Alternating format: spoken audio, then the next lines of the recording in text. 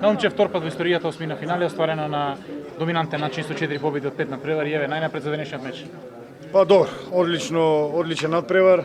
Знаевме, словенците ни се, ајде да не кажам, австриците кај што ќе стигнеме, се среќаваме на големи надпреварувања.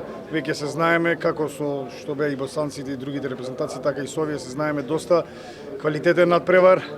Тоа што прогнозиравме не се случи, сакавме да ги спуштиме на 25-6 голови, да ни дадат, али од игра максимално, дали ние слабо или тие одлично во нападот, али за тоа се покривме со нападот кој функционираше одлично и дадовме, мислам, 36 гола.